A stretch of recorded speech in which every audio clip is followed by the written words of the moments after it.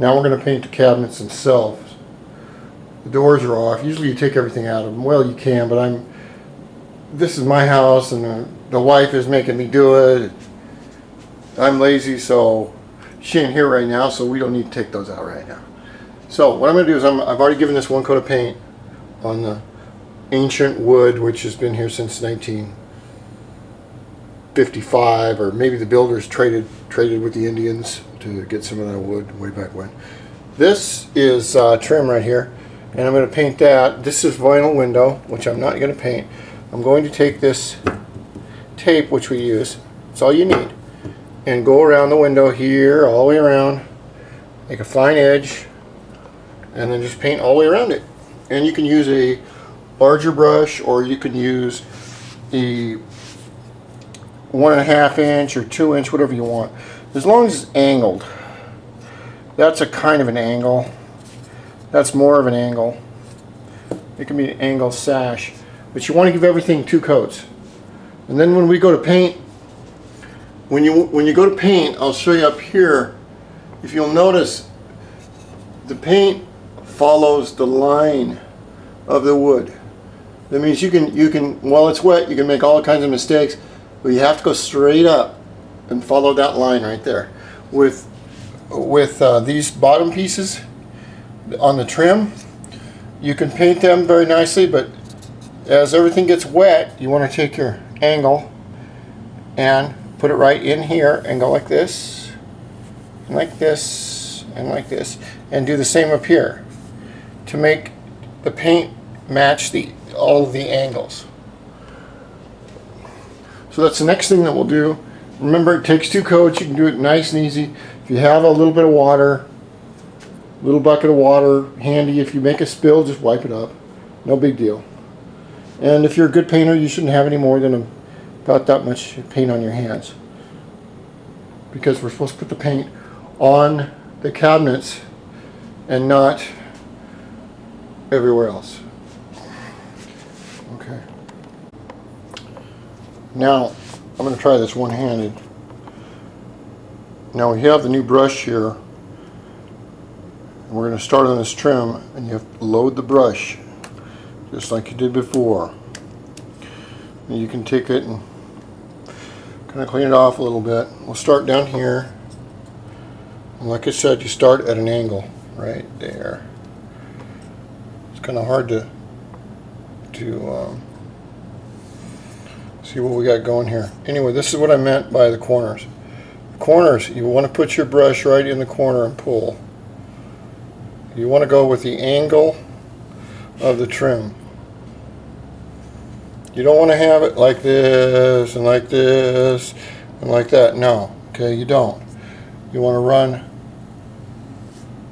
This bottom board has a straight angle going this way, and this upper board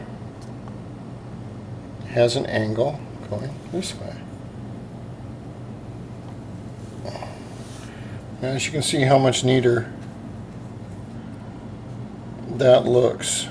Remember, I've got to try and paint, keep any spots off of everything, and then I have to do my I have to aim also.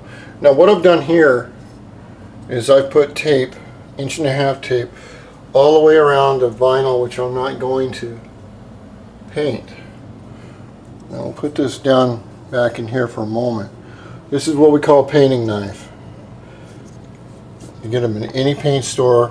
We don't use a box knife, okay? They don't work.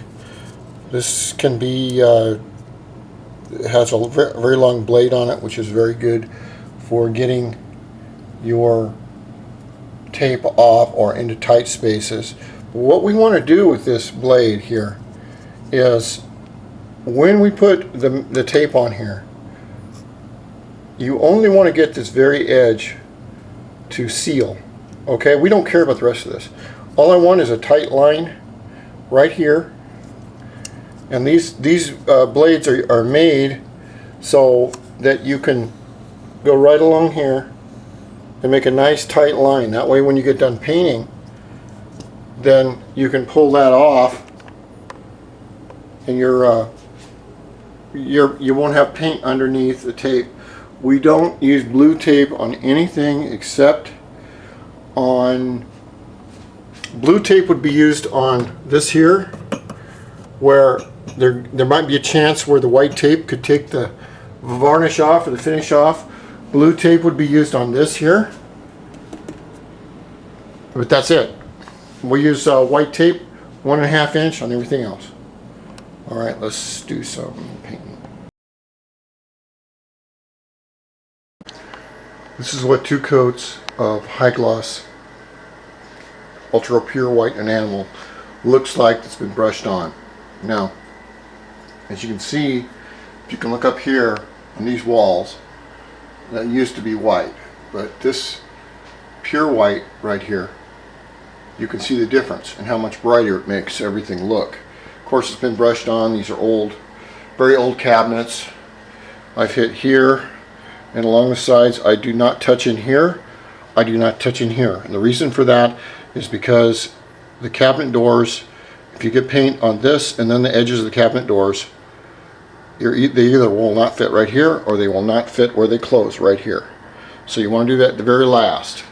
But you can see the difference in how paint makes these old cabinets look. And the next thing I will do, and the wife has asked me to do this, is that I may paint the rest of this room and the ceiling. Now if I do it, I will not do it in semi-gloss or high gloss, which is, high gloss is very rarely used. What the reason I have done this in high gloss or semi-gloss is because of water. This really resists water, and because we have water right here. The rest of this I can do in either flat or satin. Flat hides most of your problems, but satin gives you a little bit of reflection, like you can see right over here.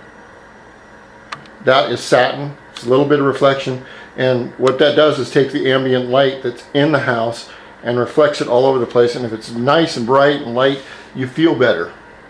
But the more gloss, the harder it is to get a uniform finish. Okay, so that's where we are on the cabinets, and I just want to show you the difference.